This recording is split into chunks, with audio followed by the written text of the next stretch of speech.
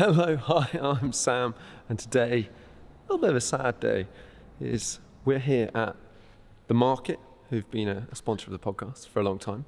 If you haven't come across the podcast, I'll put a link up there or there.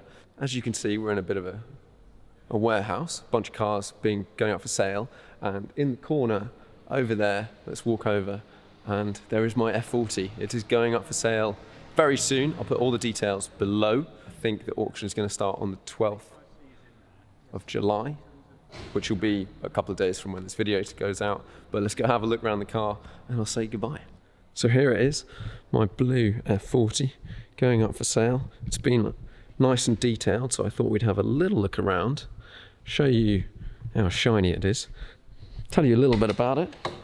Like when you open the doors, this was the first thing when I first came across an F40, and then this one's particularly nice. You've got all this carbon Kevlar and it's all nice and shiny. It looks lovely. I mean, obviously you've got the blue paintwork. Dive inside, we've got these red F40 seats. These were retrimmed in the original material when I bought the car. Let's sneak inside. And pretty much all of this was redone when I got the car and put it back to original. Going back to Zanassi in Italy, who basically are like Ferrari's body shop. They do any special paint job on a Ferrari, so a modern pista that's got stripes and stuff like that is all done by Zanassi. In here you can see everything is in pretty good condition. This car is about 16,000 miles, a little bit more. All the information is in the market listing. I put a spacer on the steering wheel, which just brings it a little bit closer, makes it a bit easier to drive. We've got aircon, works. We've got a fuel gauge, classic Italian job. So I think from full, I've managed to put about 120 litres into this car. It's got two 60-litre bags, tanks, but when it gets to naught, you still seem to have about 50 left. But it's sort of a thing that, like, even though you've got loads left, it uses fuel at quite a rate, so you probably should fill up anyway. We've got interior, we've got this lovely sort of cream headliner. You can't see it so well because it's got the red from the seats on it at the moment. And back through there to the engine. Let's open up the front and the back, have a little look, and then it's time to say goodbye, really.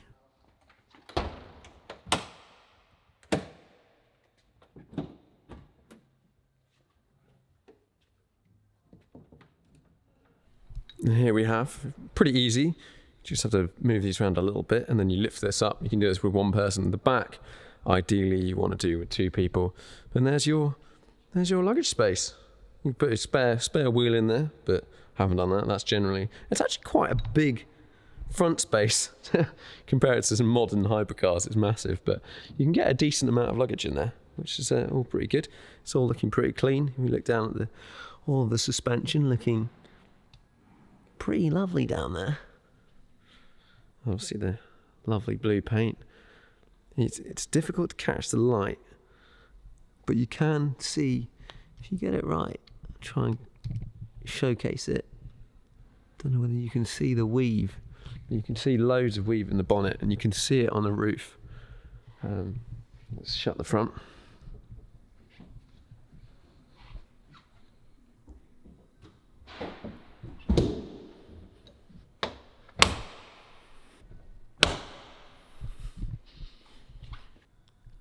As you can see, if I play with my polarizer, it's a lovely paint job.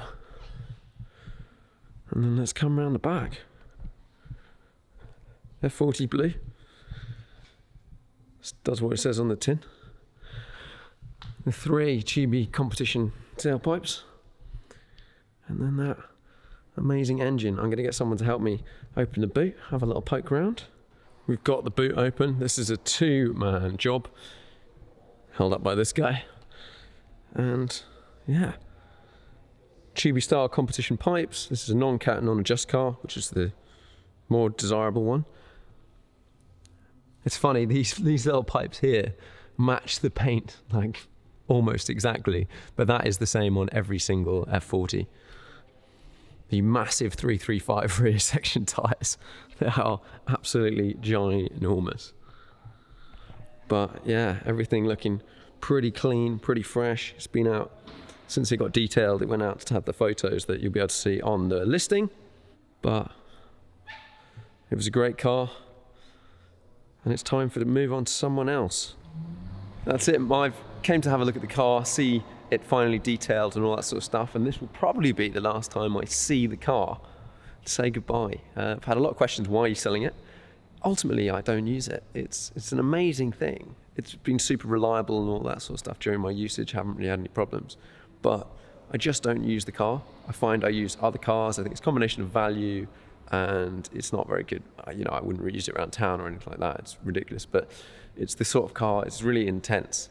And it's the sort of car you want to drive for half an hour, something like that. Just blast, get it out of the system, come back. But combination of sort of, I've had it for a long time now, 6 years, and I don't really use it that much. And there's other cars out there, so hopefully it will go to a new owner soon. You can find the details for the listing below, and I wish the new owner the best of times with it, really, and I hope they enjoy it, and I hope they use it and don't sort of lock it away. I don't think that will happen with this car, but if you're interested, send someone down to the market. That's one of the reasons why I've used the market. I've worked with them on the podcast for a long time, but they sort of do things properly. They have this base here, so everyone is welcome to come and inspect the car.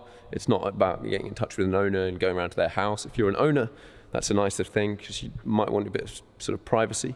The market have just been bought by Bonhams, which sort of further adds credibility to the business, I think, in my eyes. And yeah, they're just really good people. So go check out the car, watch the listing, and we'll see how it goes.